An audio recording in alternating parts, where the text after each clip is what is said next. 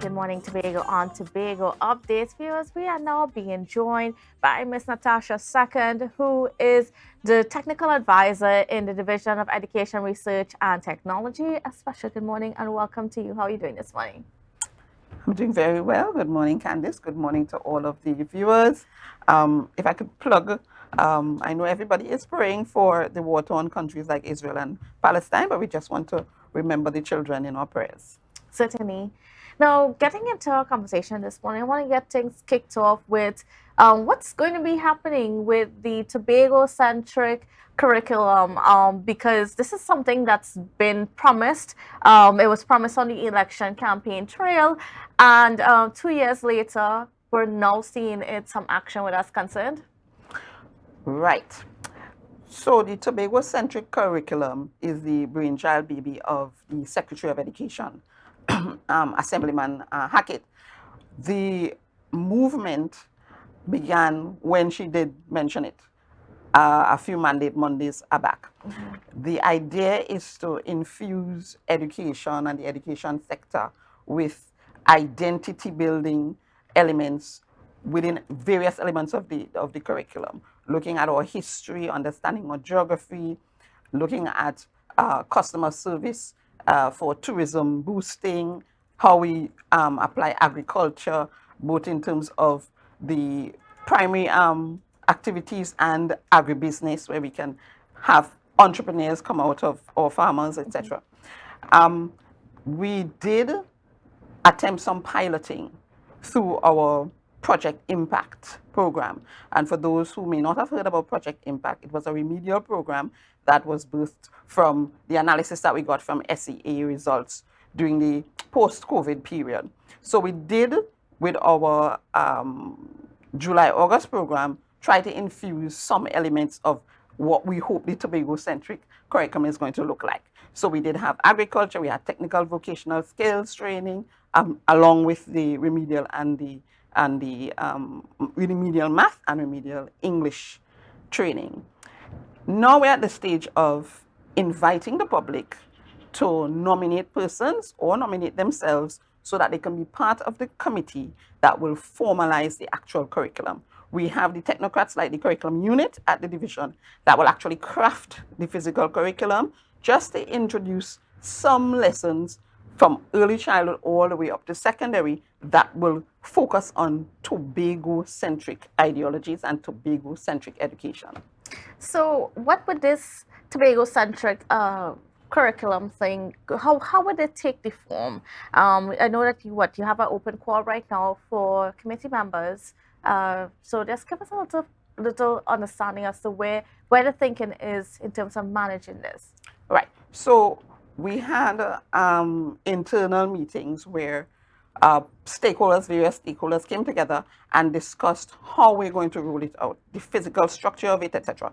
The CEO of TITL, that's what we call 211, would have designed, along with other technocrats, the survey that will allow persons to nominate themselves or nominate other persons who we feel have the expertise on the ground. They don't necessarily have to have educational qualifications if they have the expertise, but they will be supported in the same committee by persons with the technical skills, like the curriculum unit, to help to build the actual curriculum, which we hope to introduce into the schools using modules that we can pilot in the beginning and then roll out as a natural part of the education sector.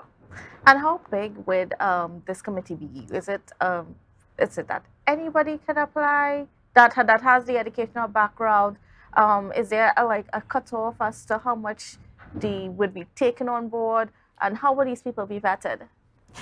Right, those are good questions. So we are first allowing anybody to make a nomination. If you feel that media, personnel, persons in art and craft, persons in culinary arts, a pan specialist, anybody who you feel has made a sterling contribution to Tobago's cultural evolution, you nominate the person, you suggest their name, etc. They obviously have to be willing. Like I said, it will be a mixture of personnel. We'll have persons who have qualifications based on their actual academics. You have a PhD in something, a master's, a bachelor's degree, etc. or you simply have a practical skill. The final composition of the committee will not extend beyond 15.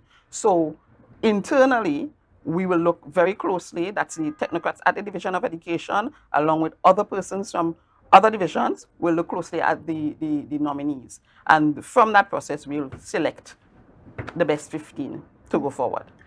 All right. Well, there's some other things that are happening in the division. There's some other committees being formed. Can you tell us a little bit about that? Well, I want to chat about the Hybrid Education Committee. That was formed about 6 months ago. So just to remind the public, those who probably didn't see the last interview or those who would have seen it and don't remember, we were formed to respond to the need to have some sort of online presence in our education sector. So we had a very wide ranging stakeholder committee comprising the Tobago president for the union, teachers union, principals from all the sectors, early childhood, primary and secondary. We had the CEO of TITL, again 211, the CEO of THDI, that's the hospitality school. And we had technocrats from the division, myself as technical advisor, advisor to the secretary and the administrative officer too, also head of the PTA in Tobago. What we would have done is come up with a policy. So we have completed the task. So that is a policy that is done. We are now at the stage where we're going to present it to the chief secretary and his executive council. The Tobago officer has been given the mandate to share it with the national tutor executive. That apparently didn't happen at the national level with the Ministry of Education, that component, sharing the information with tutor. So we are very glad that we would have had all of these stakeholders involved. We went through in detail the roles and responsibilities of all of the stakeholders, school supervision unit, curriculum unit, teachers, parents, students, because those were the things that were missing during the COVID-19 period when we tried to do the online teaching and learning. So now we have a system that potentially can allow us to lose less teaching time and allow accelerated students to have access to information anytime they want to. So the asynchronous model, for instance, will allow teachers to preset tasks, tests, etc. online, and parents and students can go through it at their own pace so that they don't have to be held back by the standards of the system. You know, I'm in standard 1, so I learn this curriculum. If you accelerate it, you can learn some more. You can learn deeper, you can learn more. It also will allow us to manage teacher shortages. Sometimes you have teacher shortages in the system. If we have a really effective online system that is guided by a policy, then teachers in a school that where they are really strong teachers can help schools where there are no teachers in the same subject area. So we can teach geography or English at school A to 1,000 students all across Tobago, for instance. So it is really promising, and we are very excited about it. Once we've gotten past the National Executive of Tutor and the Executive Council with the Chief Sec, we begin the piloting phase.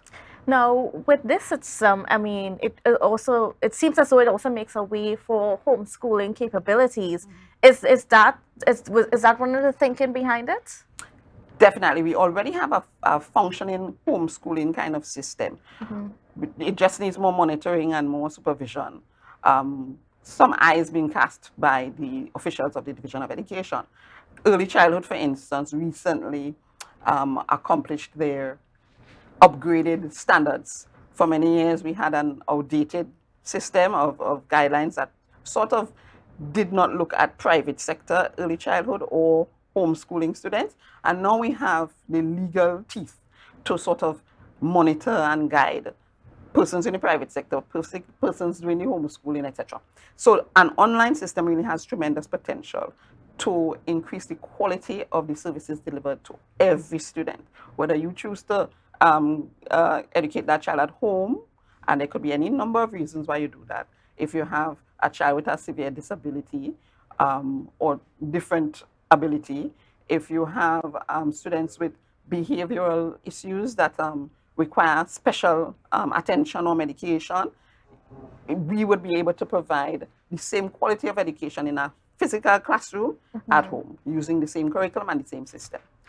And I mean, would this impact in terms of like just where a person is placed, let me say in a primary school? So does this mean that they would have to actually get into a primary school to be a part of it, or could they, like, let's say a child coming up seems to be a little bit academically inclined and could be pushed to just go further? Could they just stay out of the actual school system and go further? We would want you to be registered so we know where you are, because remember, the UN Convention for the Children's Rights guides and protects the child's right to education. So it's not like we want you to just keep your child at home and decide how you're going to educate the child, because the child belongs to a system, the child belongs to a society. There's no reason why you would have to enroll at a primary school if we have an effective online policy that has been tested with piloting, and we have rigorous systems to ensure that every child learns. Because at the end of the day, we want to ensure that every child has equal access to quality education. And then what about the teachers themselves? How are you preparing the teachers for something like this? Right. So on our committee, we had principals, right, who have been sharing the information, receiving information. A lot of our needs assessments, etc., allowed us to interact with teachers themselves. So we did a lot of surveys. We actually got feedback from them to know how they felt about the experience during the COVID-19 period, what were the shortcomings, etc. So we did a nice SWOT analysis. The strengths and the opportunities outweighed our threats and weaknesses, which is why we know it's a viable option to proceed with. The pilot stage is going to help us to work out the kinks. Obviously, we have to inject funding in it. You and all of Tobago would know that we have received less on the DP side of our budget. The DP is where you spend in terms of projects, your remediation, your acceleration, school repairs, everything. That's where you have to share all of the money across the THA. So we will have to look at funding outside of the THA as well to help us to accomplish some of these goals. If we're going to do that piloting for the hybrid, we have to invest money in infrastructure. We have to have whether it's laptops, tablets, hardware, etc. But we also have to do extensive training. Students have to be trained, teachers, parents, everybody has to be trained. And then what about in terms of the data connectivity and access to devices? That's always part of this conversation when we talk about online or virtual learning. Right, so the Division of Education has a really good relationship with the Minister of Digital Transformation. That's Mr. Bacchus? Yeah, Bacchus. And one of the things that we're going to be introducing in Tobago to match what is happening in Trinidad is the ITC Access Center. So you're going to have 11 of them in the first instance in Tobago. The support from his team will not only bring finances and help us to physically set these up with HR and technology, they will also be helping us monitor the provision of effective devices that will help us to access greater bandwidth, better services with our internet. And we will be liaising with our internet providers, because all of Tobago has to recognize that education is everybody's responsibility, including our service providers. So we can't have an online system that is effective if we run out of bandwidth or if we lose internet connectivity on a regular basis. So they are going to be stakeholders that we chat with as well, going along. And then even with moving further than this, there are some other things that are coming out of the division that you want the public to know. So many things. Our research department is really thriving at this point in time. We have some expertise coming across from planning and finance. We have been doing a lot of combinations. Our curriculum unit did TDA, which is an assessment of our standard 1 and our standard 3 students. The analysis of that showed us exactly what is happening lower down. You know, we've been focusing on SEA. We recently got our CSEC results, etc. We have been doing extensive analysis, and we know where the areas of weaknesses are: remediation, boys, tracking those boys from early childhood all the way up to where they end up. A large percentage of them end up on the streets, you know, selling water and drugs and other things, toting guns and stuff like that.